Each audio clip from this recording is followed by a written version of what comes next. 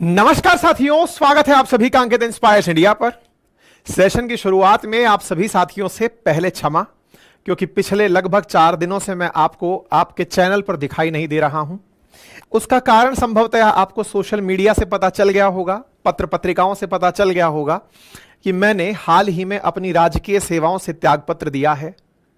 कारण था, दिमाग में बहुत सारा कौतूहल था। फिलहाल के लिए उससे मुक्ति पाते हुए आज आपके सामने फिर से हाजिर हो चुका हूं। आपने इतने दिन तक पेशेंस से मेरा इंतजार किया, उसके लिए हृदय की असीम गहराइयों से धन्यवाद। मैंने क्यों ऐसा किया, क्या मेरे दिमाग में ऑल्टरनेटिव्स हैं, कैसा मेरी फीलिंग थी, कैसी मेरी अनुभूति थी, कभी आप चाहेंगे तो उस पर हम आपके साथ फिर से एक सेशन कर लेंगे। फिलहाल के लिए इसी धन्यवाद नोट के साथ आज के सेशन की शुरुआत।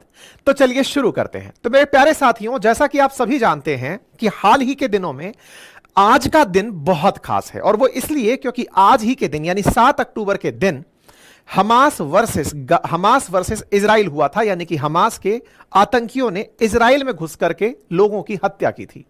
इस दिन को आज पूरा 1 साल हो चुका है। इस 1 साल में बहुत कुछ बदला, लेकिन आज का जो दिन है वो इसलिए खास है कि बदलते बदलते ये तीर जो चला था कभी गाजा पट्टी पर, बाद में निकला था लेबनान के लिए, निकला ईरान के लिए, निकला यमन के लिए, अब वो फ्रांस की तरफ मुड़ता हुआ दिखाई दे रहा है। और फ्रांस की तरफ निकलते हुए अब बयान आता है नेतन्याहू का, जो कि इमानुएल मैक्रोन से कह रहे हैं कि आपको शर्म आनी चाहिए। ऐसी क्या नौबत आ पड़ी कि नेतन्याहू मैक्रोन से शर्म आनी चाहिए जैसा बयान देते हैं, और फ्रांस का लेबनान में जो गैस स्टेशन है उसे गोले से उड़ा देते हैं।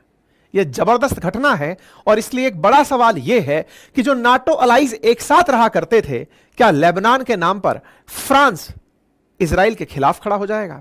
और ऐसा लेबनान और फ्रांस का क्या रिश्ता है, यह रिश्ता क्या कहलाता है, आज के सेशन में इन सारी बातों की चर्चा हम करने वाले हैं। ठीक है, तो चलिए शुरू से शुरू करते हैं। अक्टूबर 7 को याद दिलाते हुए, जब दुनिया में यह खबर बहुत बड़ी खबर बनी थी कि इजराइल के साथ बहुत ही भयानक दिन था।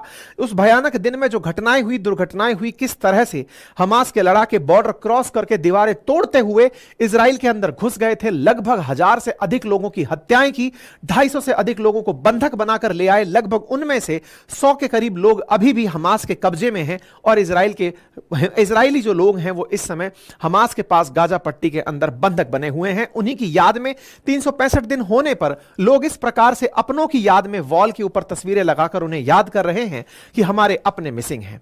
ऐसे में इनकी मेमोरी में जो लोग मारे गए, उनकी मेमोरी में इजराइल आज के दिन को बहुत ही डीप ग्रीफ के साथ में याद कर रहा है।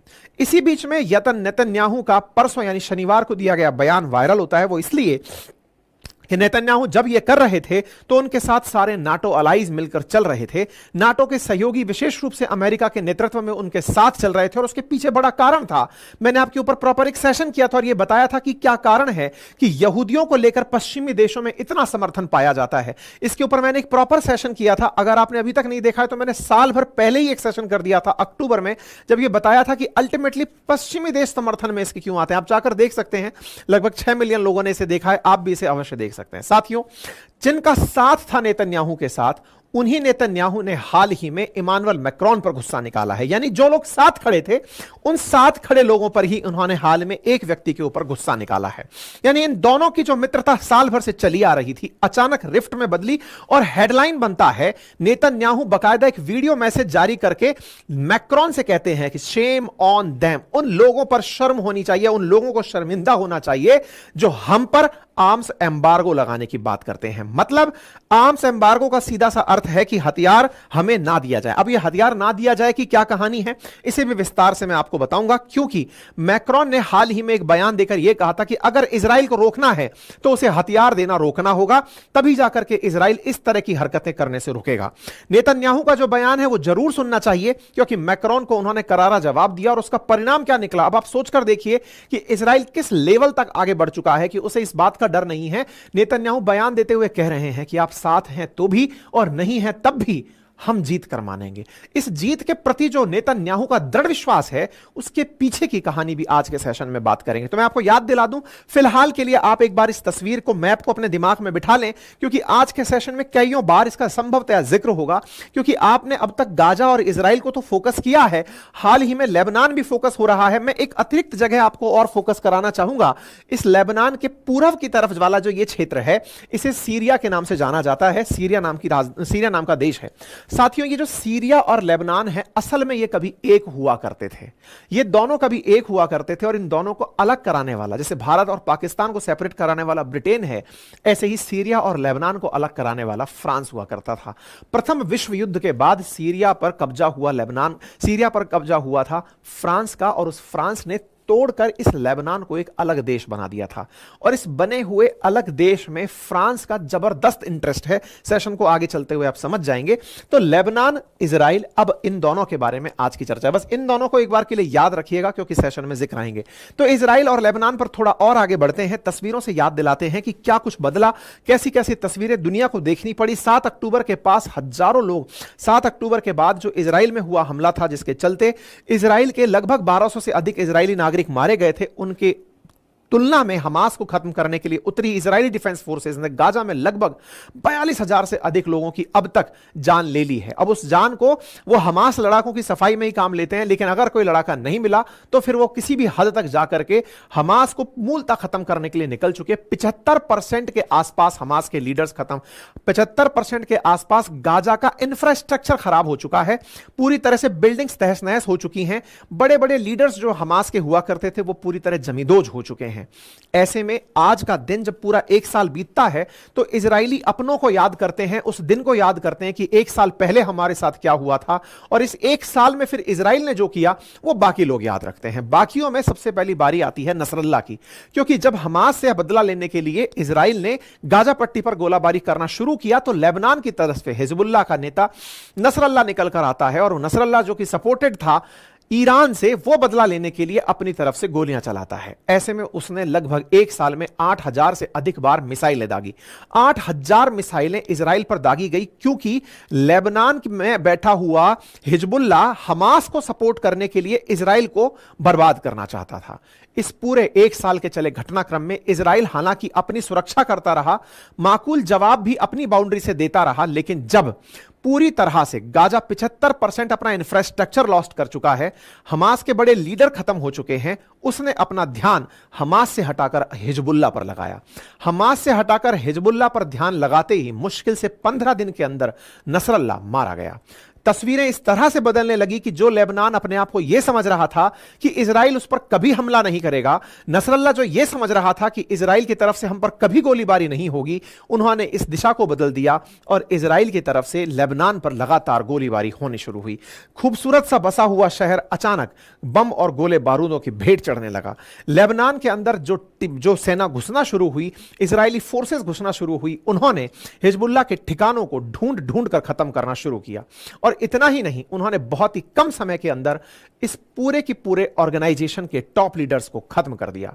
लेकिन इसी बीच में मैक्रोन की एंट्री होती है। मैक्रोन हाल ही में जाने जाते हैं अपने एक न्यूज के कारण, जब वो कहते हैं कि अगर इजराइल को रोकना है तो हमें इजराइल को वेपन देना रोकना होगा। अगर इजराइल को रोकना है तो इजराइल को वेपन देना रोको, क्योंकि इजराइल लेबनान को भी खत्म कर देगा। असल मायने में आपको यह मालूम होगा कि जैसे ही नसरल्लाह मारा गया, तो उसके बदले की कार्रवाई में ईरान की तरफ से 181 मिसाइलें चलाई गई इजराइल के ऊपर। एक तरह से इजराइल कई फ्रंट से वॉर झेल रहा है। यमन से भी मिसाइलें जा रही हैं, तो ईरान से भी मिसाइलें जा रही हैं, तो हमास से भी जा रही हैं, तो हिजबुल्लाह से भी आ रही हैं। नेतन्याहू तो कहते हैं कि मैं 7 फ्रंट से वॉर झेलता हूं। 7 फ्रंट के अंदर वो वेस्ट बैंक को भी, तो मेडिटेरेनियन सी को भी, तो सीरिया को भी, तो सबको काउंट कराते हैं। तो बोले मैं हर तरफ से युद्ध झेल रहा हूं। ऐसे में फ्रांस इजराइल के प्रति कहता है कि अगर इजराइल को रोकना चाहते हैं तो उसे हथियार देना रोकना होगा। Shipment of arms used in conflict should be stopped part of border, मतलब इसको तुरंत प्रभाव से इसको काम करना चाहिए। और फ्रांस के मैक्रोन तो ये बयान देते ही हैं। इनके मंत्री जो इस समय मिडिल ईस्ट की यात्रा पर निकले हुए हैं, वो अपनी तरफ से एस्केलेशन को रोकने के लिए लेबनीज पीपल्स के प्रति सिंपैथी दर्शाते हुए कहते हैं कि ऐसा नहीं होना चाहिए कि लेबनीज जो लोग हैं, लेबनान के जो लोग हैं, वो दूसरा गाजा बन जाएं, यानी कि उनका हाल वैसा ना हो जाए जैसा गाजा पट्टी का हाल हुआ। इस बात को सुनने के बाद पूरी तरह से नेतन्याहू भड़क गए। यह घटना घटी और इस घटना के तुरंत बाद शनिवार को यानी कि परसों के दिन नेतन्याहू का रात को एक वीडियो मैसेज आता है और उस वीडियो मैसेज में वो साफ कहते हैं, आप नीचे से पढ़ते चलिएगा। I have a message for the president Macron direct today Israel is defending itself on 7 fronts against the enemies of civilisation. ये करारा जवाब था। We are fighting at Gaza.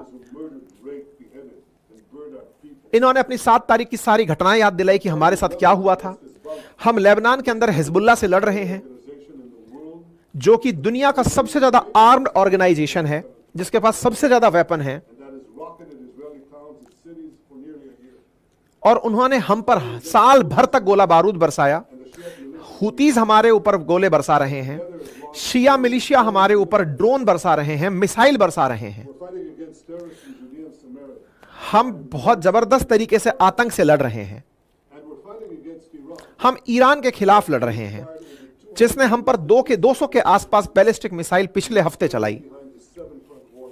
हम एक तरह से 7 फ्रंट से युद्ध देख रहे हैं।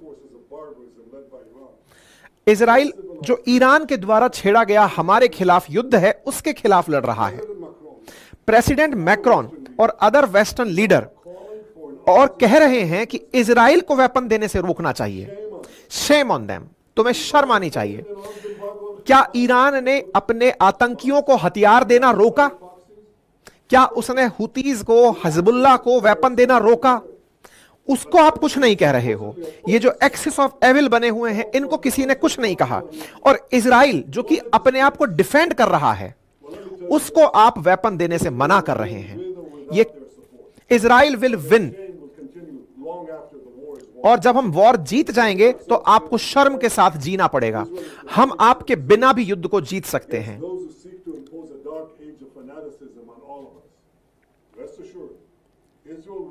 Israel will fight until the battle is won for our sake and for the sake of peace and security in the entire world। मतलब आप इंटरेस्टिंग तरीके से सोचिए कि इतना स्ट्रेट फॉरवर्ड क्या आपने आज तक किसी भी नेता को बोलते हुए सुना है? देखिए, अंतरराष्ट्रीय स्तर पर डिप्लोमेसी के अंदर कभी भी किसी प्रकार का बयान आए तो अक्सर सब लोग, मान लीजिए कि अर्दगन जाकर के अपने यूएन में कोई भाषण देकर आए, तो हमारे पीएम इस तरह से डायरेक्ट अर्दगन को मैसेज करके वीडियो नहीं बनाते।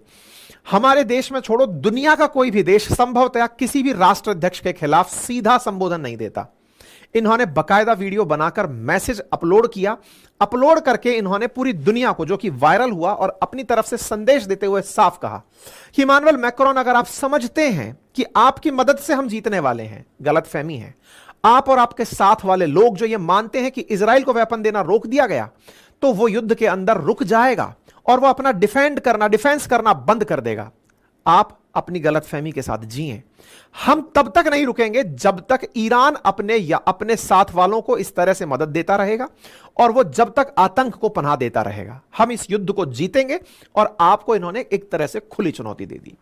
भाई, अब इनकी चुनौती, नेतन्याहू की चुनौती, मतलब एक तरह से यह समझिए कि जो आदमी पूरे टाइम वॉर में रहता हो, उसका तो नेचर ही सैनिक वाला होगा, और वो पूरी तरह राजनेता नहीं, सैनिक की तरह सोचते हैं।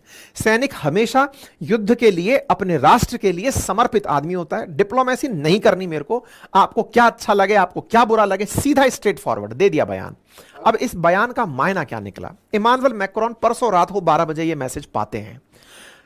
गणनाएं निकल के आना शुरू होती हैं कि फ्रांस असल में इजराइल को देता क्या है। जानकारी निकल कर आता है कि मात्र $3.5 करोड़ के, वो भी पिछले साल, वेपन दिए थे। यानी कि फ्रांसीसी दया पर इजराइल जिंदा नहीं है। लेकिन इजरायलियों ने जो मैक्रोन के मजे लेने शुरू किए, इनको पूरी तरह से शिया मुसलमानों का गेटअप पहना दिया और कहा कि अगले नसरल्लाह हैं ये। कहने लगे कि ये जोकर है, एक तरफ से फ्रांस की बात करता है तो एक तरफ से हमास की बात करता है। लोग याद दिलाने लगे कि हाँ भैया, मैक्रोन भूल गए क्या 1983 में जो बैरूत के अंदर एम्बेसी पे ब्लास्ट हुआ था, आपके भी 58 फ्रांसीसी मारे गए थे, पर हो सकता है अब आपके हित बड़े हों। यह घटना बन ही रही थी साथियों। इस घटना का परसों तो लाइव प्रसारण हुआ, इसके तुरंत बाद अगले ही दिन यानी कि कल यानी कि रविवार के दिन फ्रांस के एक तेल ठिकाने जो कि लेबनान में था, उसके ऊपर गैस का ठिकाना बोला गया उसे एक तरह से, उसका नाम टोटल एनर्जी गैस स्टेशन था, उसको उड़ा दिया गया। इजरायली, अब ये जो वीडियो आप देख रहे हैं इससे आप अंदाजा लगा सकते हैं कि क्या हाल है। कहां का है तो मैं बता दूं कि यह लेबनान का है। हुआ क्या है तो इजराइल ने लेबनान में फ्रांसीसी कंपनी के एक गैस स्टेशन को ऐसे उड़ा दिया जैसे यहां पर वेपन रखे हों।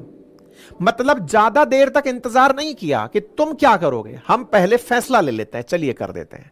टोटल एनर्जीज नाम की कंपनी थी, उसका यहां पर गैस स्टेशन था, जो यहां पर जैसे अपने यहां पर इंडियन ऑयल है, जैसे अपने यहां पर हिंदुस्तान पेट्रोलियम है, बिल्कुल उस तरह की यहां पर ऑयल कंपनी थी, उड़ा दिया गया।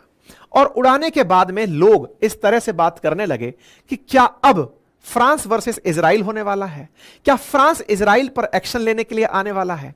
तमाम प्रकार के वीडियो और सोशल मीडिया पर पोस्ट आने लगे। इमानुएल मैक्रोन, जो कि अपने आप को लेबनान का हितैषी मानते हैं, क्योंकि मैंने आपको बताया था कि इन्होंने ही लेबनान को बनाया था। जैसे पाकिस्तान और भारत को सेपरेट कराने वाले अंग्रेज थे, पाकिस्तान जैसे देश को बनाने वाले अंग्रेज थे, ऐसे ही लेबनान को बनाने वाले फ्रांसीसी ही थे।